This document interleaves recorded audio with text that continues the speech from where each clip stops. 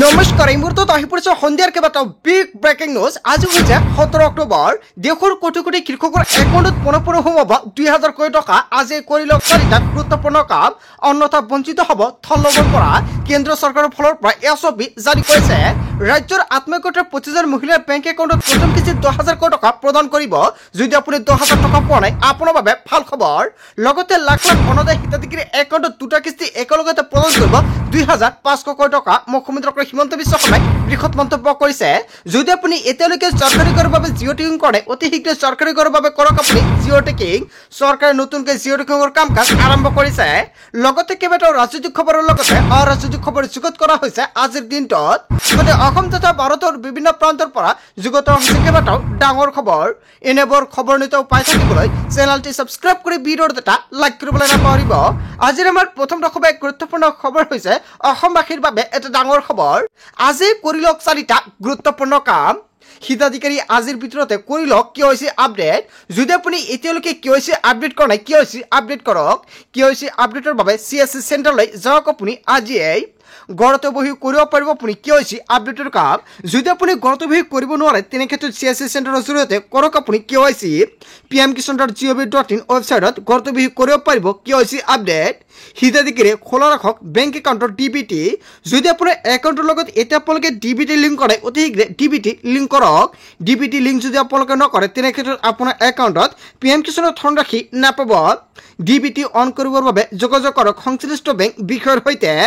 এতিয়া আপুনি বেংকত যাওক আৰু আপুনি DBTৰ মাধ্যমটো অন কৰক।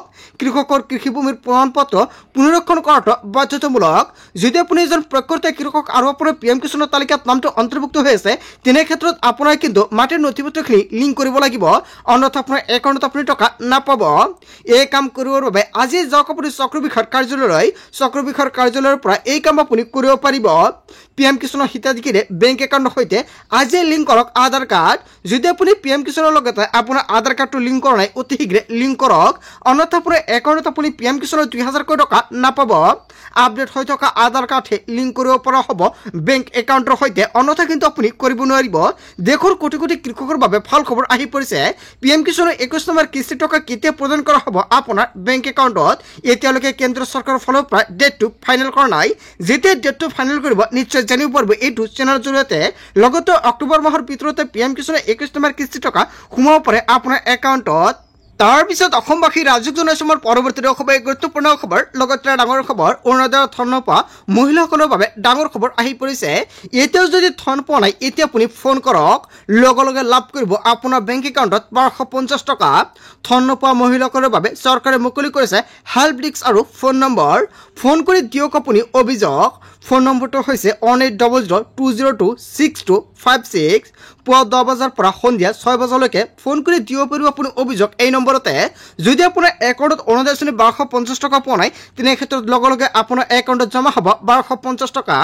ৰাজ্যৰ বিত্ত বিভাগে মুকলি কৰিছে এই হেল্প ডেস্ক নম্বৰ। 7 অক্টোবৰত মুকলি কৰি দিয়া হৈছে অৰুণোদয় আঁচনি 1250 টকা। যদি আপোনাৰ একাউণ্টত আপুনি এতিয়ালৈকে টকা পোৱা নাই, এতিয়া দিয়ক আপুনি অভিযোগ। লগতে যিসকল মহিলাৰ একাউণ্টত এই মাহতে 1250 টকা পোৱা নাই, অহা মাহত দুটা কিস্তি একেলগতে লাভ কৰিব নেকি, বহুতে প্ৰশ্ন উত্থাপিত কৰিছে। যদি আপুনি প্ৰকৃত হিতাধিকাৰী, তেনে ক্ষেত্ৰত যদি আপুনি এই মাহত অৰুণোদয় আঁচনি 1250 টকা পোৱা নাই, তেনে ক্ষেত্ৰত অহা মাহত আপোনাৰ বেংক একাউণ্টত 1250 টকাই লাভ কৰিব। অসমৰ মুখ্যমন্ত্ৰী হিমন্ত বিশ্ব শৰ্মাই অৰুণোদয় আঁচনি 1250 টকা পাবৰ বাবে সকলোকে KYC আপডেট কৰিবলৈ আহ্বান জনাইছে। যদি আপোনাৰ একাউণ্টৰ KYCটো আপডেট কৰা আছে, তেনে ক্ষেত্ৰত আপোনাৰ কৰিবলগীয়া কেইবাটাও গুৰুত্বপূৰ্ণ কাম। আপোনালোকৰ ব্লকত যাব লাগিব, কিন্তু ব্লকৰ পৰা আপোনালোকক সম্পূৰ্ণকৈ সহায় কৰা হ'ব।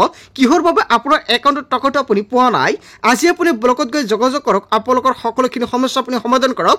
তাৰপিছতে অহা মাহৰ 10 তাৰিখত আপোনাৰ একাউণ্টত পুনঃ সোমাব 1250 টকাকৈ। আজিৰ ভিডিঅ'টো সকলোৱে বেছি বেছিকৈ শ্বেয়াৰ কৰি দিব, যাতে সকলো দুখে নতুনকৈ অৰুণোদয় আঁচনিৰ বাবে আবেদন কৰিব পাৰে। নতুনকৈ অৰুণোদয় আঁচনি আবেদন কৰিবৰ বাবে আপুনি পঞ্চায়তৰ জৰিয়তে কৰিব পাৰিব। তাৰপিছত অসমবাসী ৰাজ্যিক জনসমৰ পৰৱৰ্তী খবৰ, গুৰুত্বপূৰ্ণ খবৰ, লগতে ডাঙৰ খবৰ। ছিংগাপুৰ আৰক্ষীয়ে অব্যাহত ৰাখিছে যুৱলীৰ ঘটনাৰ নিজাববীয়াকৈ তদন্ত। অতিৰিক্ত সময় বিচাৰি টুইট কৰিছে ছিংগাপুৰ উচ্চায়ুক্তৰ। অসমৰ জনতাৰ আৱেগৰ সন্মান জনাই ধৈৰ্য ধৰিবলৈ আহ্বান জনাইছে ছিংগাপুৰৰ তৰফৰ পৰা। বিতং তদন্তৰ বাবে আৰু সময়ৰ প্ৰয়োজন আছে বুলি টুইট কৰিছে। বৰ্তমানে চলি আছে জুবিনৰ ঘটনাৰ সম্পূৰ্ণ তদন্ত।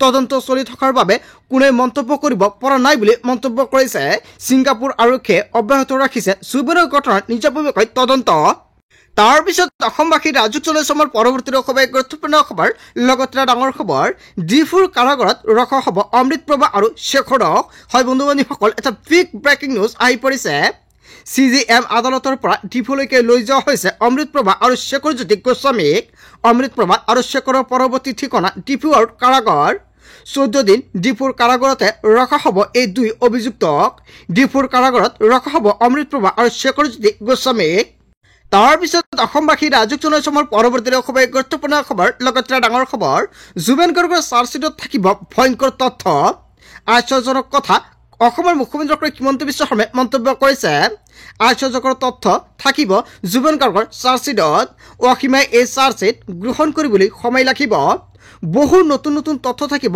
চাৰ্জশ্বিটখনত জুবেন গাৰ্গৰ চাৰ্জশ্বিটক লৈ অসমৰ মুখ্যমন্ত্ৰী হিমন্ত বিশ্ব শৰ্মাই বৃহৎ মন্তব্য কৰিলে তাৰ পিছত অসমবাসী ৰাজুক চলাইছে আমাৰ পৰৱৰ্তী খবৰ গুৰুত্বপূৰ্ণ খবৰ লগতে ডাঙৰ খবৰ ভাৰতীয় সেনাৰ কেম্পত ভয়ংকৰ আক্ৰমণ আলপা স্বাধীনৰ হয় বন্ধু বান্ধৱীসকল এটা বিগ ব্ৰেকিং নিউজ আহি পৰিছে কাকপথাৰৰ ভাৰতীয় সেনা ছাউনীত ভয়ংকৰ আক্ৰমণৰ ঘটনা সেনা শিবিৰলৈ লক্ষ্য কৰি 3ৰ পৰা 4টা RPG নিক্ষেপ কৰা হৈছে লগতে প্ৰায় আধা ঘণ্টা ধৰি গুলীচালনা ঘটনাত ভাৰতীয় সেনাৰ 3গৰাকী জোৱান আহত নিশা প্ৰায় 12:30 বজাত সংঘটিত হয় এই ভয়ংকৰ ঘটনা আলপা স্বাধীনে ব্যৱহাৰ কৰা ট্ৰাক উদ্ধাৰ কৰা হৈছে অসম অৰুণাচল সীমান্তৰ টেঙাপানী ঘাটত উদ্ধাৰ কৰা হৈছে ট্ৰাকখন সেনাবাহিনীৰ আক্ৰমণৰ পিছতে ব্যাপক অভিযান কাকপথাৰ ভাৰতীয় সেনা ছাউনীত ভয়ংকৰ আক্ৰমণ তাৰ পিছত অসমবাসী ৰাজুক চলাইছে আমাৰ পৰৱৰ্তী খবৰ গুৰুত্বপূৰ্ণ খবৰ লগতে ডাঙৰ খবৰ ৰাজপথত ছাত্ৰ সমাজৰ উত্তাল প্ৰতিবাদ জুবেন গাৰ্গৰ ন্যায় বিচাৰি GO শিক্ষাৰ্থীৰ প্ৰতিবাদ হয় বন্ধু বান্ধৱীসকল এটা বিগ ব্ৰেকিং নিউজ আহি পৰিছে জালুকবাৰী 27 নং ৰাষ্ট্ৰীয় ঘাইপথ অৱৰোধ শিক্ষাৰ্থীৰ আৰক্ষীৰ সৈতে হতাহতি শিক্ষাৰ্থীৰ ৰাজপথত টায়াৰ জ্বলাই প্ৰতিবাদ শিক্ষাৰ্থী উই ৱান্ট জাষ্টিছ ধ্বনিৰে উত্তাল প্ৰতিবাদ মৰমৰ শিল্পীগৰাকীক ন্যায়ৰ দাবীৰে প্ৰতিবাদ কৰিছে শিক্ষাৰ্থীসকলে ৰাজপথত ছাত্ৰ সমাজৰ উত্তাল প্ৰতিবাদ তাৰ পিছত অসমবাসী ৰাজুক চলাইছে আমাৰ পৰৱৰ্তী খবৰ গুৰুত্বপূৰ্ণ খবৰ লগতে ডাঙৰ খবৰ জনজাতিকৰণৰ দাবীত ৰাজপথত হাজাৰ হাজাৰ জনতা জোৰ সমদল উলিয়াই গৰ্জন কৰিছে বা প্ৰতিবাদ জনতাৰ জুবিনৰ মায়াবিনী গান জুৰি প্ৰতিবাদ জনতাৰ জনজাতিকৰণক লৈ উত্তাল চৰাইদেউৰ ৰাজপথ চৰাইদেউৰ সমীখাতিত তীব্ৰ প্ৰতিবাদ কৰিছে জনতাই 28 চৰাইদেউ জিলা সমিতিৰ উদ্যোগত প্ৰতিবাদ কৰিছে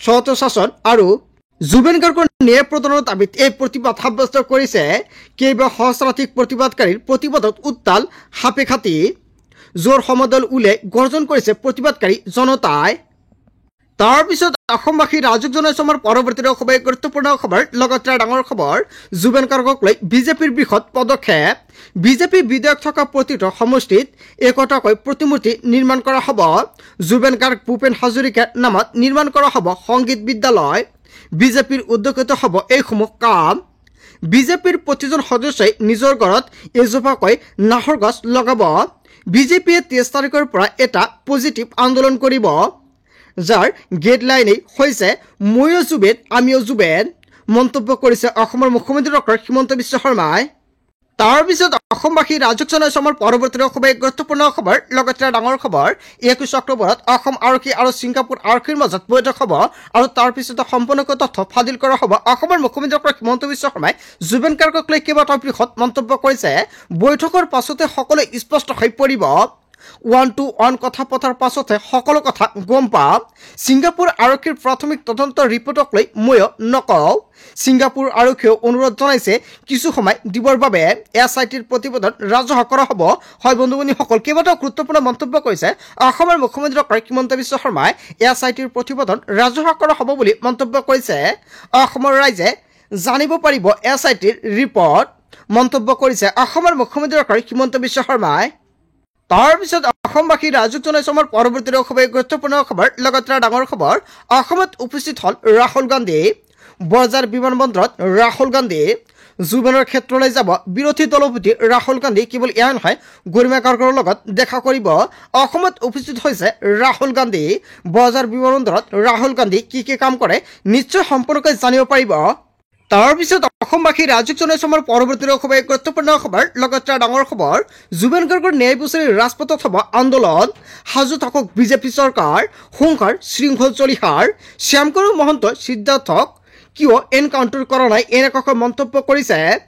এই চৰকাৰৰ দিনত আমি বহু এনকাউণ্টাৰ দেখিলোঁ, কিন্তু শ্যামকৰু মহন্ত আৰু সিদ্ধাৰ্থ শৰ্মাক দুটাক গুলী মাৰিবই লাগিছিল এনেকুৱাকৈ মন্তব্য কৰিছে, বা চৰকাৰৰ সাহস হোৱা নাই বুলি মন্তব্য কৰিছে। থলগিৰি মানুহে ন্যায় বিচাৰিছে।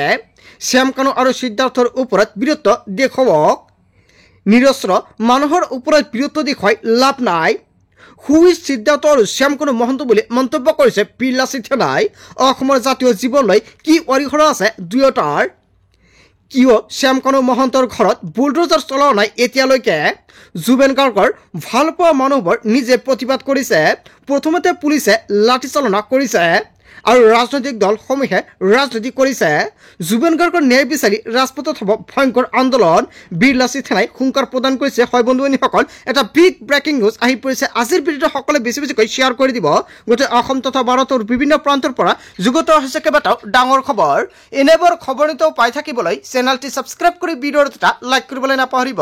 চ' থেংক ইউ ফৰ ৱাচিং ফুল ভিডিঅ'।